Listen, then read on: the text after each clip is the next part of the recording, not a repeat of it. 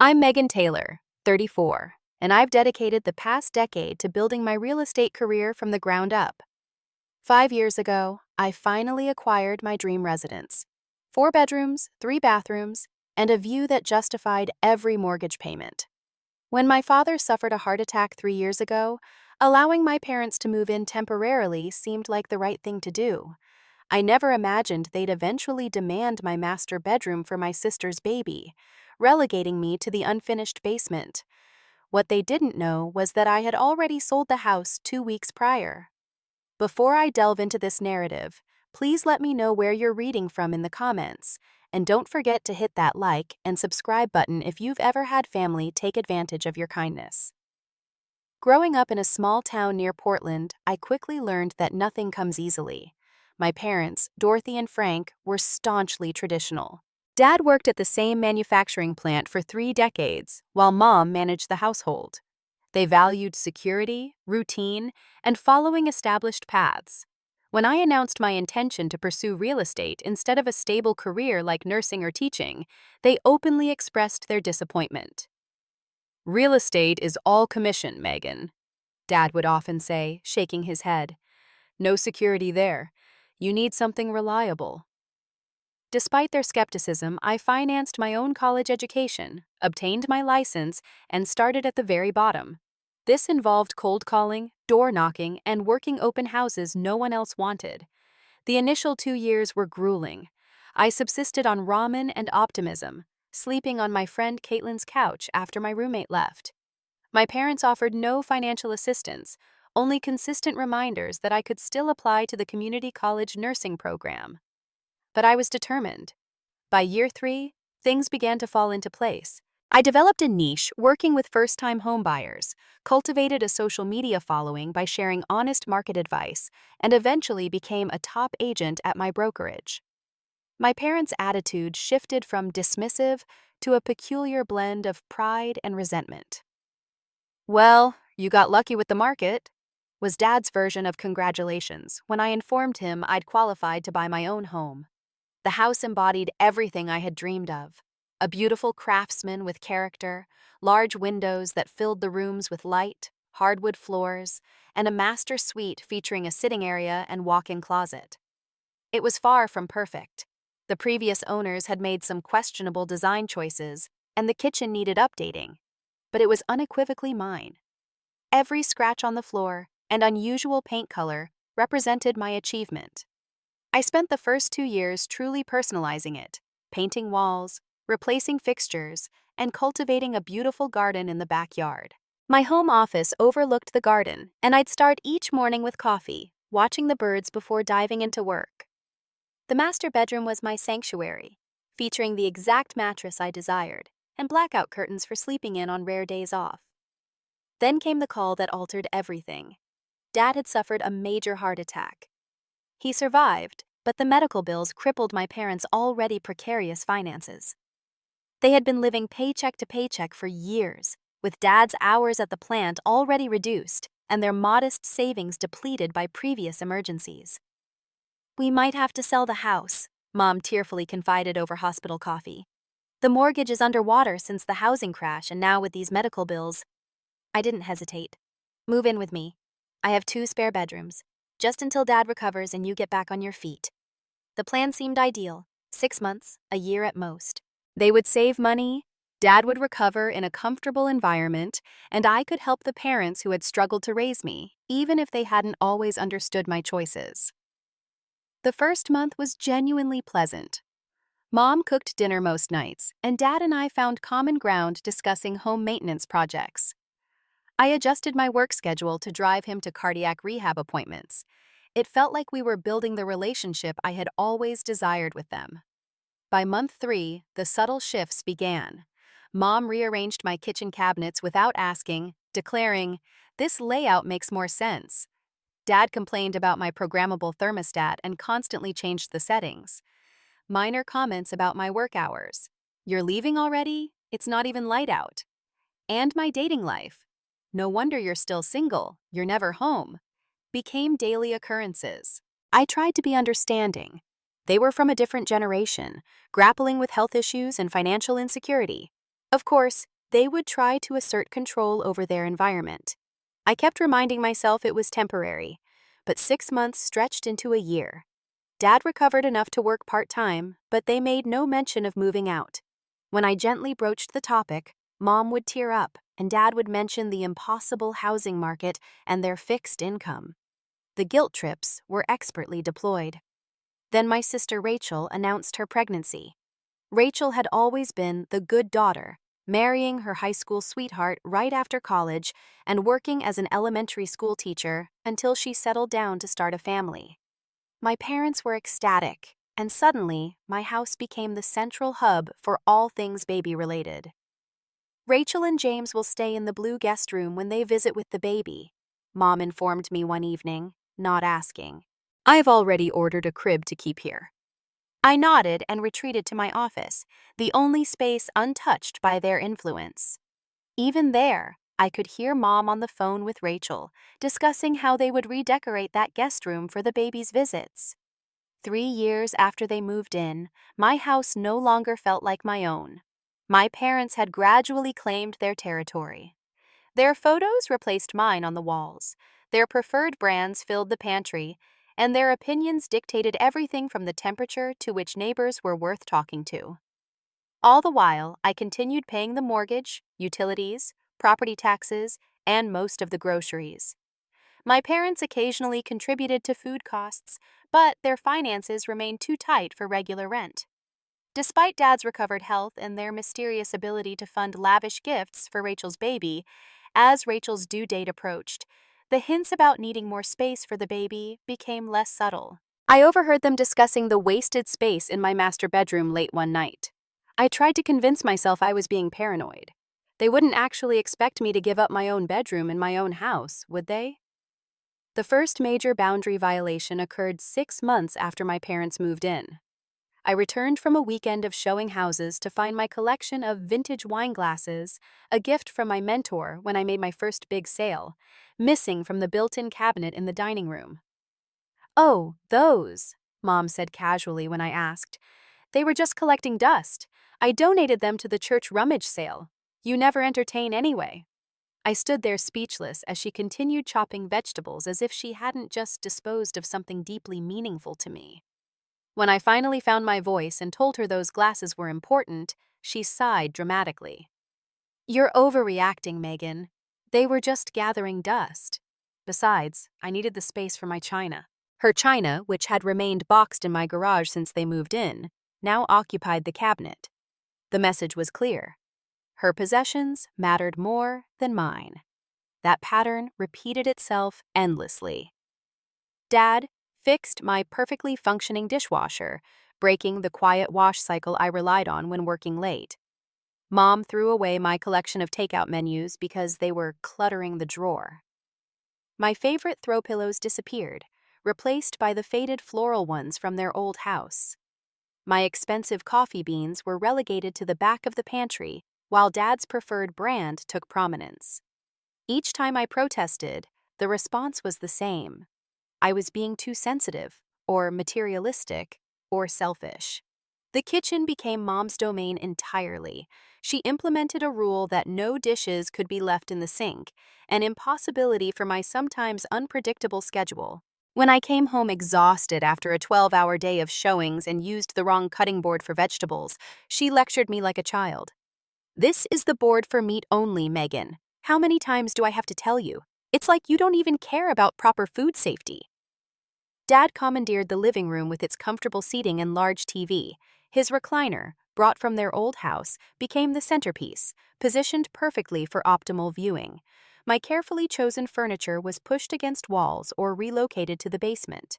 The TV remained tuned to his preferred news channel at all hours, volume higher than necessary. "Dad, could we turn it down a little? I'm trying to call a client." "What? Can't hear you over the TV," he'd say, not reaching for the remote. As my home office was the one place they rarely entered, I began spending more time there, even eating meals at my desk rather than dealing with the tension in communal spaces. I started leaving earlier in the morning and returning later at night. Some evenings, I'd sit in my car in the driveway, gathering the mental energy to enter what had once been my sanctuary. My friend Ashley noticed the change in me over lunch one day. "You look exhausted, Mag. Is everything okay at home?" When I explained the situation, she didn't hold back. "They're taking advantage of you. You know that, right? You're a successful adult woman living like a teenager in her parents' house. Except you're paying for everything." "They have nowhere else to go," I defended weakly. "Really? Your dad's been back at work for 2 years now. Your mom could get a part-time job. They could downsize to an apartment. There are options they're choosing not to explore because the current situation benefits them perfectly." I knew she was right, but family obligation ran deep. Every time I considered establishing firmer boundaries, guilt overwhelmed me. Dad's health might deteriorate again. Their finances were still recovering. They were getting older. Then Rachel's pregnancy shifted the dynamic even further. My parents' excitement was understandable. Their first grandchild was coming. But somehow, this translated into my house needing to become a second home for Rachel's family. Mom began clearing out the second guest bedroom without consulting me. When I came home one day to find my bookcases emptied and moved to the garage, I finally confronted her. "Mom, you can't just move my things without asking me." "Well, you're never home anyway, and Rachel needs a proper nursery when she visits with the baby. Where else would they stay?" "Maybe a hotel. Or they could stay with James's parents who live 20 minutes away. Or maybe they could visit without staying overnight." Mom looked at me like I'd suggested they sleep in the garden. "A hotel with a newborn? That's ridiculous. And James's parents have cats. Rachel might be allergic." "This is family, Megan. Family comes first." Apparently, family didn't include my needs or boundaries. The final straw came when I discovered Mom had given Rachel a key to my house, so she can drop by any time after the baby comes.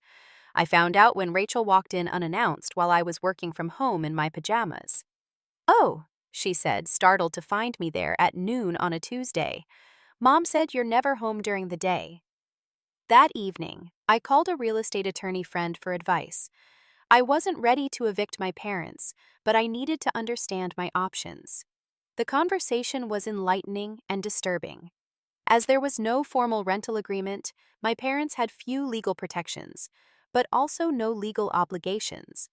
I was essentially funding their retirement at the expense of my own financial future and mental health.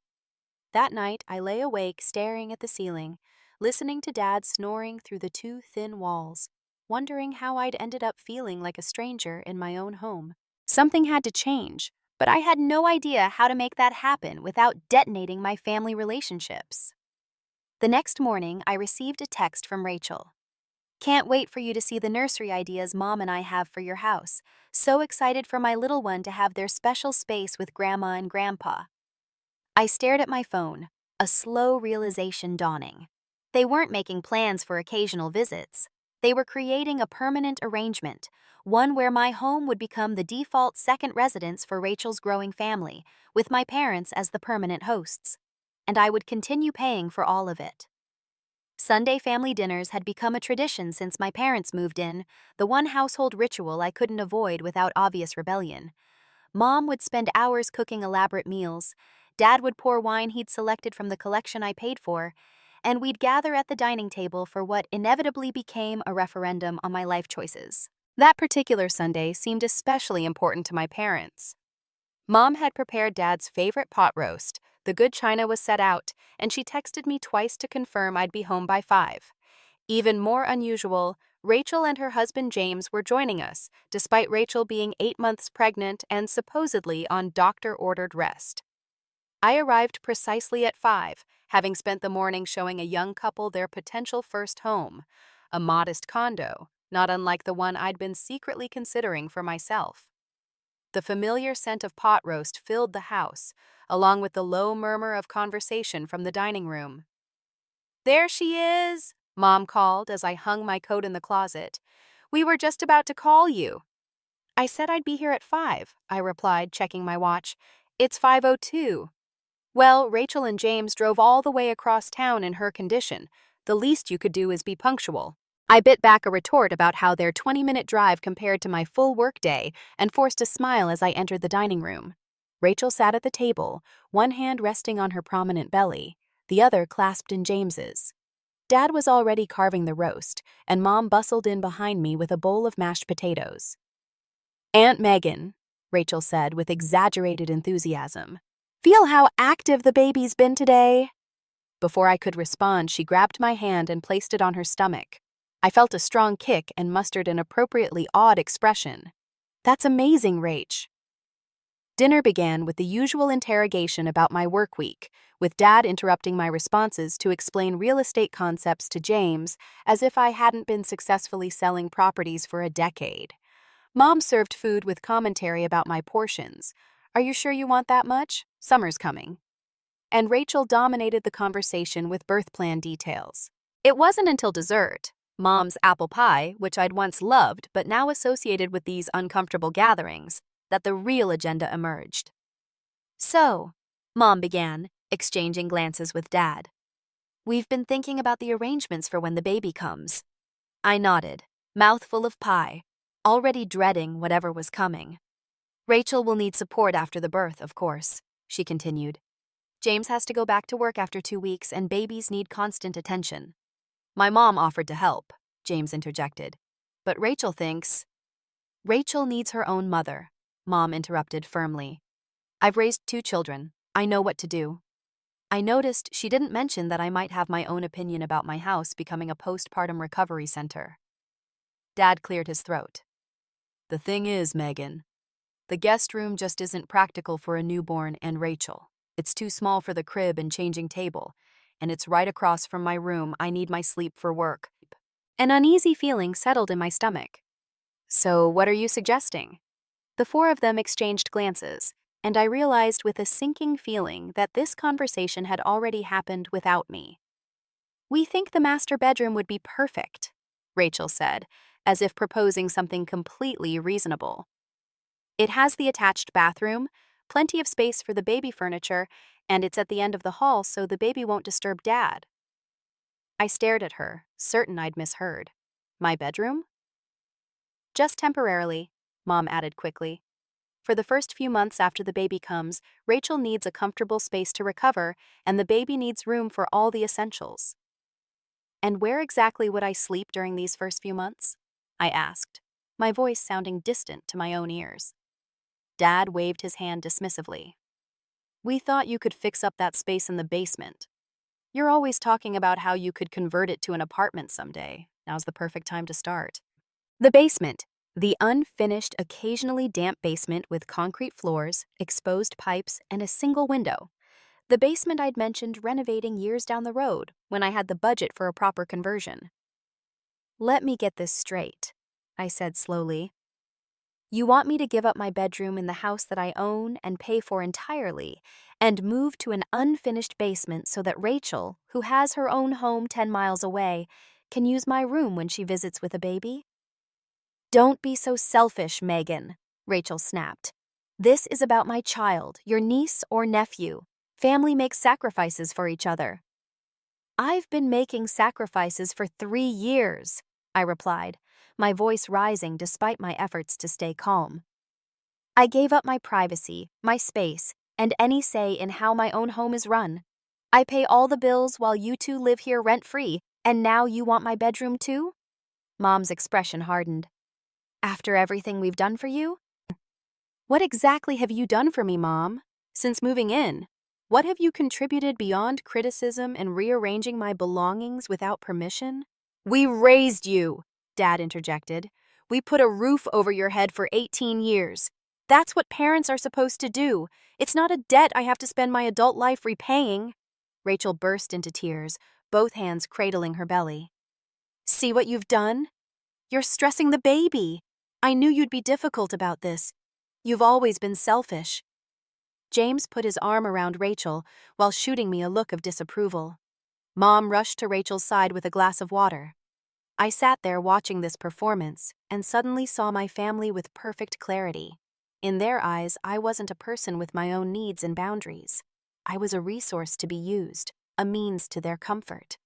"Fine," I said quietly, interrupting Rachel's sobs. "You can have the master bedroom." Mom looked triumphant.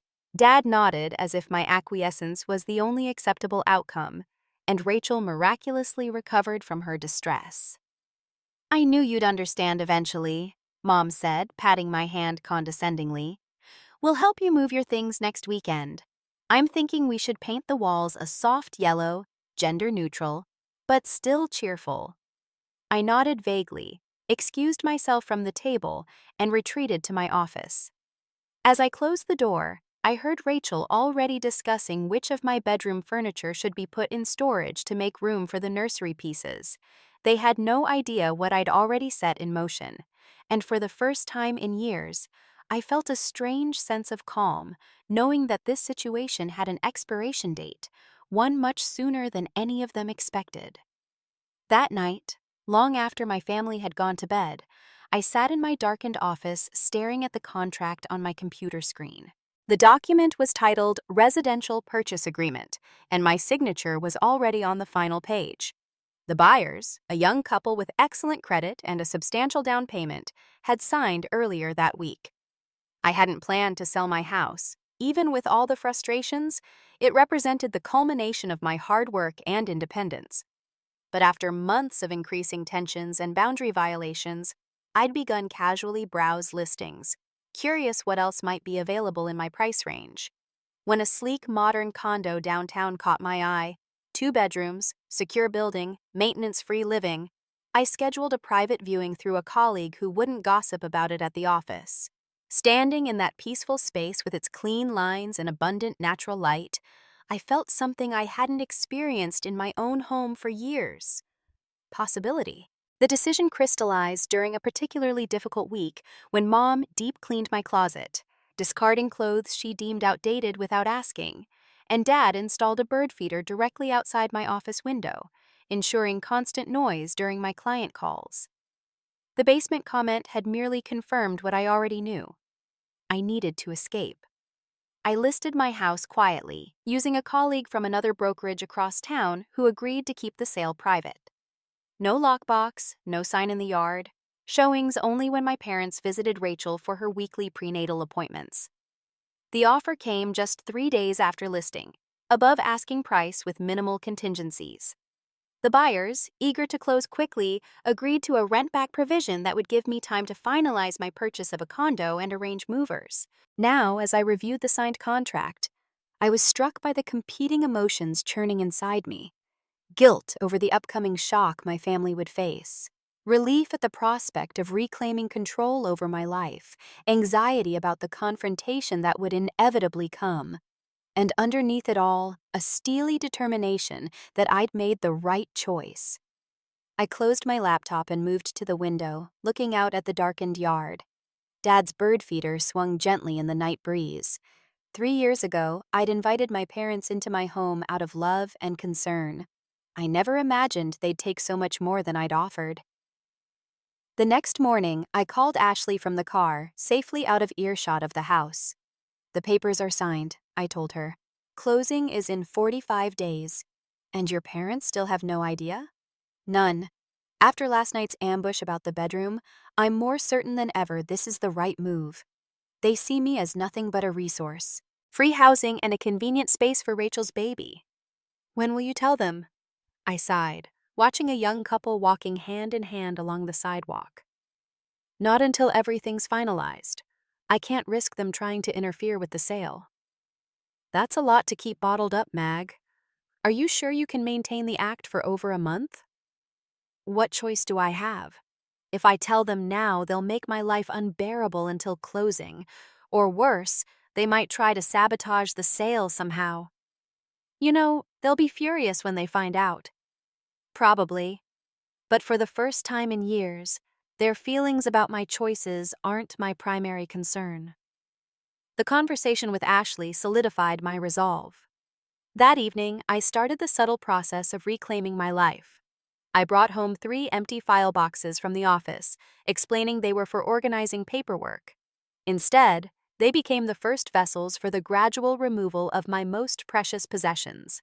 Each day, I took a small load to a storage unit I'd rented near my new condo: photo albums, important documents, irreplaceable mementos. I worked selecting items my parents wouldn't immediately notice were missing. Meanwhile, the wheels of the real estate transaction turned steadily. Home inspection, appraisal, loan processing. Each milestone brought me closer to freedom, even as I maintained the charade at home. Mom and Dad proceeded with their plans for the nursery, discussing paint colors and furniture arrangements as if my bedroom was already theirs.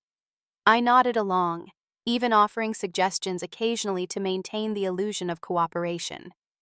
Rachel visited more frequently, measuring windows for curtains and wall space for a changing table. "You're being so great about this, Megan," she said, completely misreading my calm demeanor. "I know it's a big adjustment, but you'll love having the baby around." I smiled non-committally. "It's certainly going to change things around here." She had no idea how true that statement was. The hardest part was continuing to pay all the household expenses, knowing I'd be leaving soon. Every utility bill, grocery run, and home repair felt like throwing money into a void. But I couldn't risk raising suspicions by suddenly changing financial arrangements. 2 weeks before closing, I signed the purchase agreement on my condo. The timing aligned perfectly. I would get the keys to my new place 3 days before handing over the keys to my house. I arranged for movers, scheduled utility transfers, and updated my address with the post office and important accounts. All the while, my parents remained oblivious, focused entirely on preparing for the baby and reorganizing my home to their preferences. The irony wasn't lost on me. They were nesting in a house that would soon no longer be available to them. The final piece fell into place when my real estate attorney confirmed that since my parents had no formal lease and paid no rent, they were legally classified as guests rather than tenants. While I had no intention of putting them on the street, it was reassuring to know I wasn't violating any housing laws with my plan. As closing day approached, the weight of my secret became almost physical. I caught Mom looking at me curiously one evening when I declined to discuss basement renovation ideas. "Are you feeling all right?" she asked. "You've been quiet lately." For a moment, I considered telling her everything. Then she continued, "If you're worried about the bedroom situation, don't be. We'll make the basement very comfortable for you. Your father's already looking at dehumidifiers." And just like that, any impulse to confide in her vanished. The basement was never going to be very comfortable. It was an unfinished concrete space with exposed wiring and plumbing. The suggestion itself revealed how little they valued my comfort compared to their own convenience. 1 week before closing, I sat in my office late at night, scrolling through photos of my new condo and imagining the peaceful life awaiting me there. No criticism over breakfast, no blaring television, just space to breathe, think, and exist on my own terms. The guilt was still there, a persistent shadow at the edge of my thoughts. My parents would need to find new housing quickly. Their fixed income would limit their options.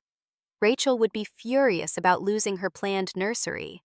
But for the first time in years, I allowed myself to prioritize my own well-being over their expectations.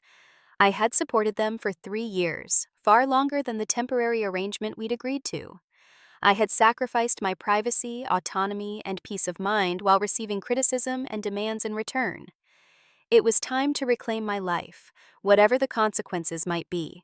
The home inspection was scheduled for 10 in the morning on a Tuesday, conveniently, when Mom and Dad would be at Rachel's doctor appointment. I'd arranged everything meticulously, confirming multiple times that they'd be gone for at least 3 hours. "We're taking Rachel to brunch after the appointment," Mom had said. "Don't worry about lunch for us." I nodded, not mentioning that my concern had nothing to do with meal planning and everything to do with ensuring they wouldn't walk in on a complete stranger examining the electrical panel. The inspector arrived promptly at 10 o'clock. I led him through the house, answering questions and pointing out recent updates while constantly checking my phone for unexpected texts from my parents. "So, you're selling after only 5 years?" he asked casually as he examined the water heater. "Time for a change?" I replied non-committally. "Downtown living appeals to me now."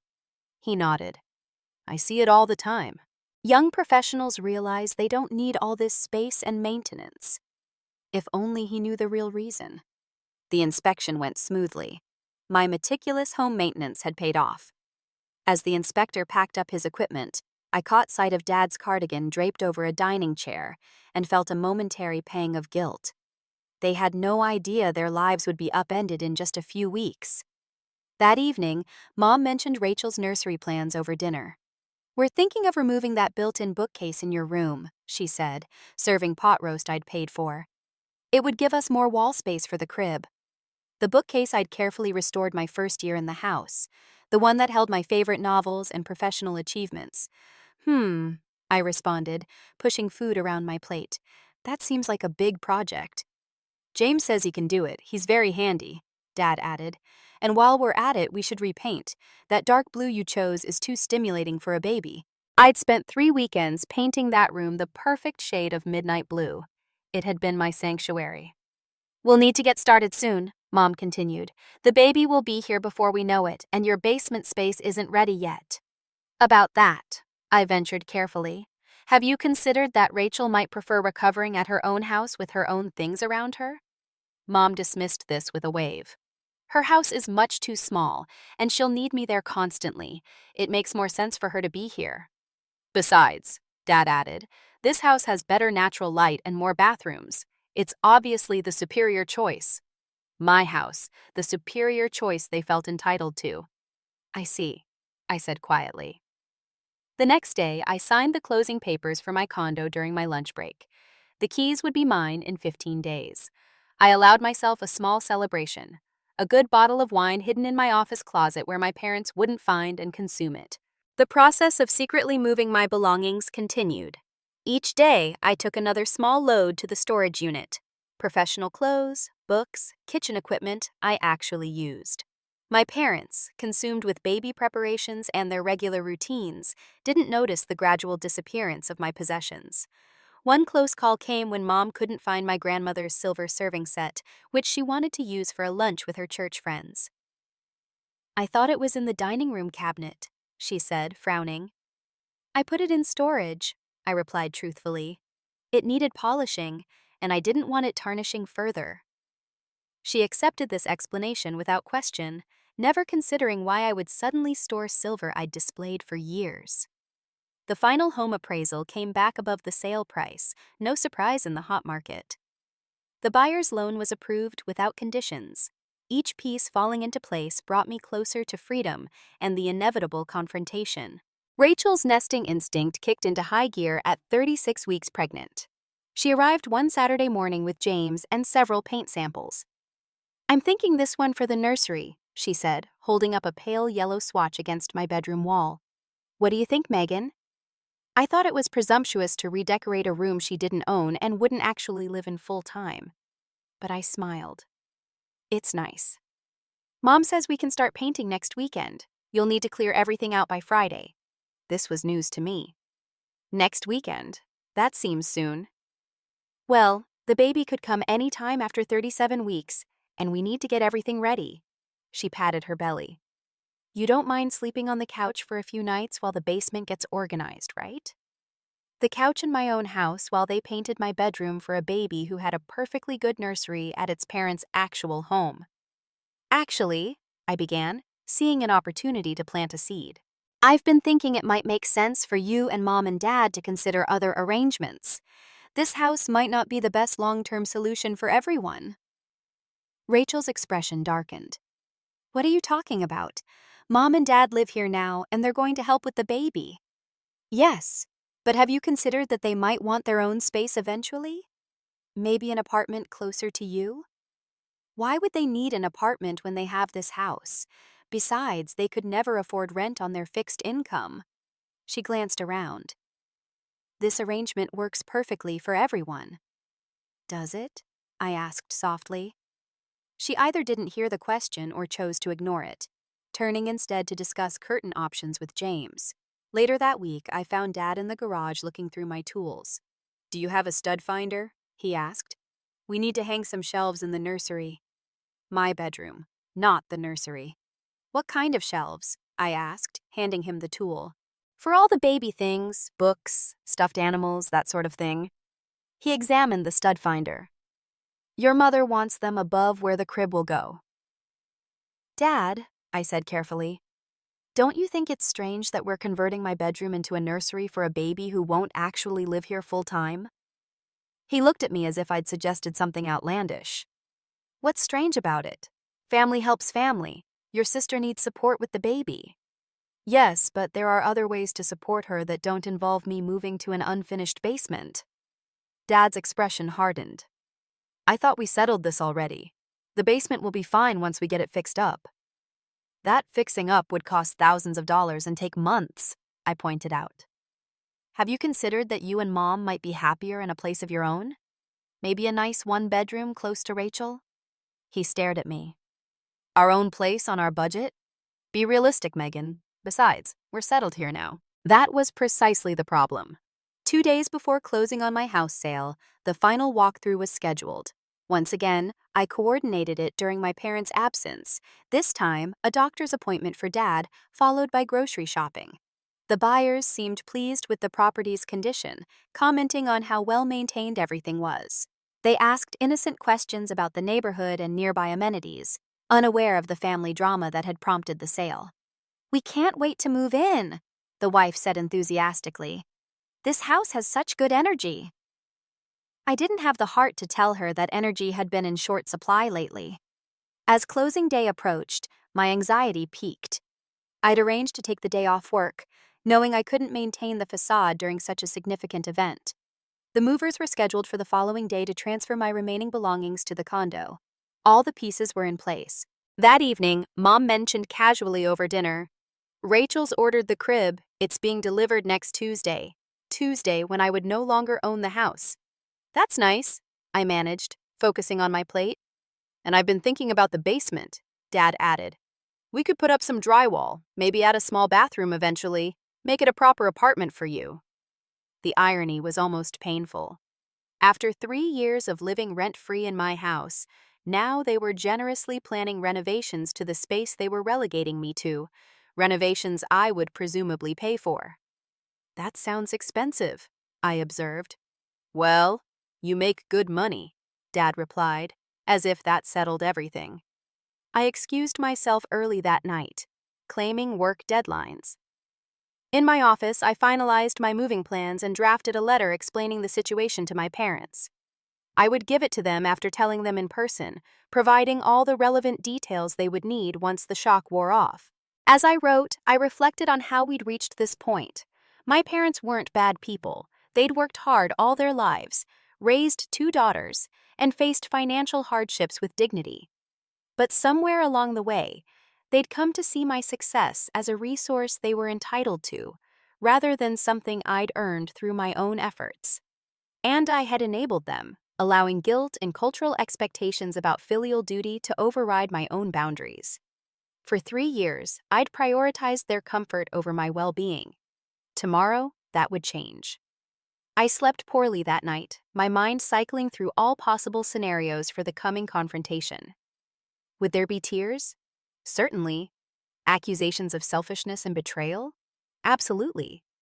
But underneath the anxiety was a growing sense of resolution. This was necessary not just for me, but for the long-term health of our family relationships. The last morning in my house dawned bright and clear. I left early, before my parents were awake, and drove to the closing attorney's office. As I signed the final papers transferring ownership, I felt a complex mix of emotions: sadness at leaving the home I'd loved, relief at escaping the toxic dynamic it had come to represent, and apprehension about the conversation awaiting me. By noon, it was official. The house legally belonged to someone else. I was given a grace period of 3 days to vacate completely, as negotiated in the contract. I sat in my car in the attorney's parking lot, staring at the keys to my new condo. There was no turning back now. It was time to go home and tell my parents they needed to pack. I stopped at the grocery store on the way home, purchasing ingredients for a special dinner. If this was to be our last family meal in that house, I wanted it to be memorable. I called Rachel from the parking lot. "Can you and James come for dinner tonight? I'm cooking tonight." She sounded surprised. "I guess so. Is it a special occasion?" "You could say that. 7:00. Mom was in the kitchen when I arrived home, sorting through recipes. She looked up with surprise at my grocery bags. "You're home early and cooking." "Special dinner tonight," I said, trying to keep my voice casual. "Rachel and James are coming at 7. "Oh," she seemed pleased. "Is this about the nursery? Have you finally come around to the idea? I focused on unpacking groceries. Let's just say I have an important announcement to make. Mom immediately jumped to conclusions. Are you dating someone new? Is he coming tonight too? No, nothing like that. Just family tonight. She looked disappointed but helped me prep. Dad came in from the garden, pleased at the prospect of a family dinner. Should I open a bottle of wine? He asked. Definitely, I replied. The good red in the cellar. By 7, the table was set with my grandmother's china, rescued from storage that morning. Candles were lit, and the aroma of roasted chicken filled the house. Rachel and James arrived promptly, Rachel waddling slightly with her advanced pregnancy. Something smells amazing, James said appreciatively. We gathered around the table and I served the meal I'd prepared, all of my family's favorites. The conversation flowed easily at first, centered around Rachel's pregnancy and Dad's garden plans. As we finished the main course, Mom turned to me. So, what's this announcement you have for us? I took a deep breath, my heart pounding. This was the moment I'd been both dreading and anticipating for weeks. I have some news about the house, I began. Oh, are you finally going to start on the basement renovations? Mom asked excitedly. Not exactly. I folded my hands on the table. I've sold the house. The silence that followed was absolute. 4 pairs of eyes stared at me in disbelief. Dad recovered first. What do you mean sold? You can't sell the house. We live here. I closed on the sale today, I continued, my voice steadier than I expected. The new owners take possession in 3 days. Mom's face had drained of color. This is some kind of joke, right? It's not a joke. I've purchased a condo downtown. The movers are coming tomorrow for my things. Rachel's hand went protectively to her belly. But the nursery. Where will the babies stay when we visit? You have a nursery at your house, Rachel. That's where the baby will stay. I don't understand, Mom said, her voice rising. How could you do this without discussing it with us? This is our home. No, Mom. It was my home that I invited you to stay in temporarily. That temporary arrangement has stretched to 3 years with no end in sight. So you're just throwing us out? Dad demanded, anger replacing shock. After everything we've done for you, I'm not throwing you out. I've arranged for a short-term rental that I'll pay for while you find a permanent solution. I've also set aside money to help with your security deposit and first month's rent when you find a place. A rental? Mom's voice cracked. At our age, with rental prices these days. There are affordable senior living apartments near Rachel, I interrupted. I've gathered information on several options. I slid a folder across the table that had been hidden under my placemat. No one reached for it. You can't do this, Rachel said, tears forming. Mom and Dad need stability. I need them nearby for the baby. How could you be so selfish? Selfish. The word hung in the air between us. For 3 years, I've paid the mortgage, utilities, and most living expenses. I've given up my privacy, my space, and eventually would have given up my bedroom too. I've tolerated criticism, boundary violations, and being treated like a tenant in my own home. Tell me, what part of that arrangement was selfish on my part? We're your parents, Dad shouted, slamming his hand on the table. We raised you. We made sacrifices for you. Yes, you did. And I've spent the last 3 years repaying those sacrifices. But it was never going to be enough, was it? There would always be another demand, another expectation, another sacrifice I was supposed to make to prove my love and gratitude. This is about the bedroom, isn't it? Mom said, her expression hardening. You're punishing us because you didn't want to give up your precious master suite. I laughed, the sound hollow even to my own ears. The bedroom was just the final straw. This is about years of taking me for granted. It's about the gradual erosion of my place in my own home. It's about the assumption that my resources, financial and emotional, exist primarily for your benefit. James, who had remained silent until now, spoke up. Where exactly are Dorothy and Frank supposed to go in 3 days? As I said, I've arranged a fully furnished short-term rental. It's paid through the end of next month, giving you time to find something permanent. I turned to my parents. You're welcome to take any furniture you need from here, except for the items I've specifically set aside for my new place. You expect us to start over at our age? Mom's voice trembled. To leave the home we've made here. The home you made in a house I owned and paid for? I corrected gently. Yes, I do expect that. Just as you expected me to give up my master bedroom and move to an unfinished basement. Rachel pushed back from the table, her chair scraping loudly on the hardwood floor. I can't believe you would do this to your own family, especially now with a baby coming. The baby has nothing to do with this, Rachel. You have your own home with a beautiful nursery. Mom and Dad can still help with childcare. They'll just be doing it from their own place instead of mine.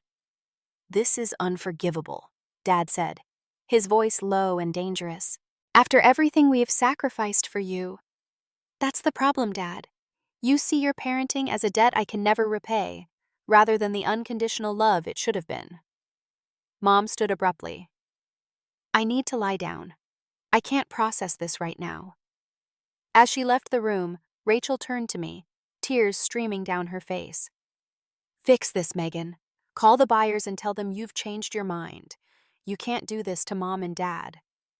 The sale is final, Rachel. The papers are signed. Then you've chosen money over family. I hope you're happy in your fancy condo all alone. She stormed out, James following after an apologetic glance in my direction. Dad sat at the table, staring at his half-eaten dinner. Your mother was right, he said finally. You've always been selfish, always thinking about yourself first. Is that really what you think? That I've been selfish these past 3 years? You had all this space you didn't need, and we helped fill it. Made it a real home instead of just a showcase for your success. And now you're throwing us away like we're nothing.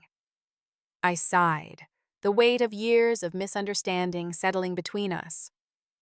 I'm not throwing you away, Dad. I'm establishing boundaries that should have been in place from the beginning. Boundaries? He scoffed. Fancy word for not wanting to help your family. I have helped for 3 years, but it was never going to end, was it? There would always be another reason why you needed to stay. Another part of my life you needed to control. He pushed away from the table. I need to check on your mother. Left alone in the dining room, I looked at the remnants of our meal. The carefully prepared food now cold on plates, the candles burning low, the good china that had witnessed so many family gatherings. This wasn't how I'd imagined the evening would go, though I'd known it wouldn't be easy. I began clearing the table, wrapping leftovers and loading the dishwasher. The house felt eerily quiet despite knowing 3 angry people were upstairs. When the kitchen was clean, I retreated to my office and closed the door, emotionally exhausted, but also experiencing a strange sense of relief. The secret was out. The hardest part was over. Later that night, a knock came at my office door. I opened it to find James standing there, looking uncomfortable. Rachel sent me to get her prenatal vitamins from the bathroom, he explained. She says she's never coming back to this house. I nodded, unsurprised. I understand she's upset. He hesitated, then said quietly, For what it's worth, I get it. They've been treating this place like their house, not yours. Rachel doesn't see it because she's always been their favorite. Thank you for saying that. Don't get me wrong, I'm not happy about the timing with the baby and all, but 3 years rent-free? They should have been planning for their next step, not assuming they'd live here forever. After he left, I sat in my office chair, staring at the now empty walls where my certificates and degrees had hung. Tomorrow would bring the movers, more confrontation, and the beginning of a new chapter. It wouldn't be easy. The wounds opened tonight would take time to heal, if they ever did. But for the first time in years, I felt in control of my own life. Whatever came next would be on my terms, not dictated by others' expectations and demands. That alone made the difficult path ahead worthwhile. The 3 days following my announcement were among the most difficult of my life. My parents alternated between cold silence and tearful recriminations. Rachel refused to return to the house, sending James to collect items they'd left there. The atmosphere was thick with unspoken words and simmering resentment. I focused on practical matters, coordinating with the movers, transferring utilities, and helping my parents sort through their belongings to determine what they would take to the rental apartment. "We don't even know if our furniture will fit in this place," Mom said bitterly as we measured their bedroom set. "We might have to sell everything." "The living room and master bedroom are actually quite spacious," I replied, consulting the floor plan I'd printed. "Your couch and bed should fit fine." She didn't acknowledge my response, continuing to measure and mutter under her breath about starting over at their age. Dad spent most of his time in the garage, organizing tools and occasionally emerging to carry boxes to their car. He spoke to me only when absolutely necessary, his responses clipped and formal. The short-term rental I'd arranged was a pleasant 2-bedroom apartment in a senior-friendly community 15 minutes from Rachel's house. It came fully furnished, but I knew my parents would prefer their own things, so I negotiated with the property manager to remove selected furniture to make room for their pieces. When moving day arrived, the weather matched the mood, gray and drizzling. The movers efficiently loaded my belongings into their truck while I supervised. Mom watched from the kitchen window, her expression unreadable. As the last box left the house, I approached my parents with the keys to the rental apartment. "The address is on this paper along with the property manager's contact information," I explained. "The rent is paid through the end of next month, and I've set up utilities in your name with the first bills covered." Dad took the keys without meeting my eyes. "We raised you better than this." The comment stung, but I maintained my composure. "I've also opened a savings account with enough for a security deposit and first month's rent when you find a permanent place. The bank information is in this envelope." Mom finally spoke. "Do you think money fixes this betrayal?" "It's not about fixing anything, Mom. It's about providing a transition that doesn't leave you homeless or financially strained. I'm trying to be responsible about a difficult situation." "Responsible would have been discussing this with us before selling the house out from under us," she replied. "Would you have listened? Would you have respected my decision?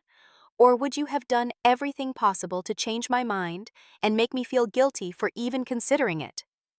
Her silence was answer enough. The new owners were scheduled to take possession the following day, so my parents had no choice but to complete their packing. I helped load their cars and hired a small moving truck for the larger furniture pieces. By evening, the house stood nearly empty, echoing with footsteps and memories. As we prepared to leave for the final time, I handed my parents a letter I'd written, explaining my decision more fully than our heated dinner conversation had allowed. "I'd appreciate if you'd read this when you're settled," I said. "It might help you understand my perspective better." Dad pocketed the letter without comment. Mom stared at the empty living room, tears streaming down her face. 3 years of our lives in this house," she said softly. "All those memories."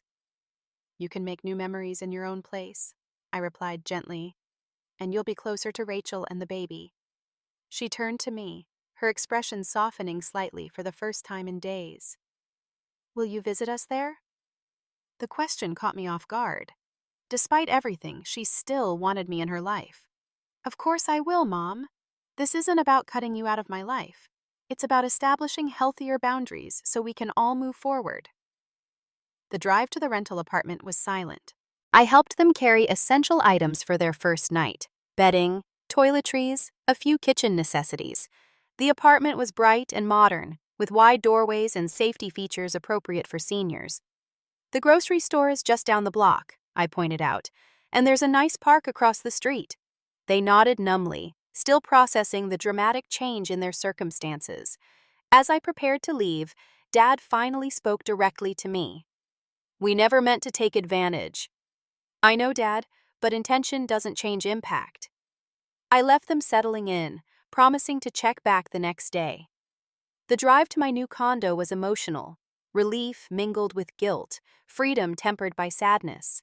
I'd done what was necessary, but the cost had been high. My condo welcomed me with clean, uncluttered spaces and no echoes of criticism or judgment. That first night, I slept better than I had in years, the silence a comfort rather than a reproach. The following weeks brought gradual adjustments for everyone. My parents found a church within walking distance of their rental and began to establish new routines. Rachel delivered a healthy baby boy, and despite her earlier declaration, allowed me to visit at the hospital. The conversation was strained, focused entirely on the baby, but it was a start. A month after the move, I brought dinner to my parents' apartment, finding them more settled than I'd expected. Mom had arranged their furniture comfortably, and Dad had hung all their favorite pictures. The space felt like them in a way my house never had, despite their years of residence there. "We've been looking at senior apartments," Mom said over dessert. "There's one near Rachel that has an opening in their independent living section." "That sounds perfect," I replied, genuinely pleased. "Would you like me to go with you to tour it?" Dad nodded, surprising me. We could use another pair of eyes, making sure we're not missing anything important. It was the closest thing to forgiveness I'd received so far. 2 months after the move, they signed a lease on a one-bedroom apartment in a senior community just 5 minutes from Rachel's house. The rent was within their budget, especially with a supplement I continued to provide, not out of guilt, but from genuine desire to ensure their comfort. Rachel gradually thawed as well, particularly after realizing how much more helpful our parents could be living so close by.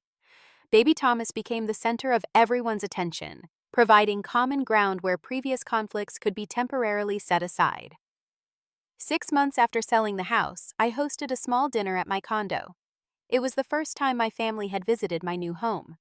The conversation remained somewhat cautious, old wounds still tender, but there was progress. As they were leaving, Mom paused in the doorway. "I read your letter, several times, and you were right about some things. We did take you for granted. We did assume your resources were for our benefit." She smoothed her jacket. "But you could have talked to us before taking such drastic action." "Would you have heard me, Mom? Really heard me?" She considered this. "Perhaps not then, but I'm listening now." It was a beginning, an acknowledgement that healing might be possible. 1 year after the move, our family dynamics had reached a new equilibrium. My parents were thriving in their senior community, involved in activities and making friends. Rachel and I had established a relationship centered on my nephew, rather than past grievances. I had reclaimed my sense of self, setting boundaries that allowed me to be generous without being exploited. The house that had been the center of so much conflict had served its purpose, not as a forever home, but as the catalyst for necessary change. Sometimes the hardest decisions lead to the healthiest outcomes, even when the path there is painful.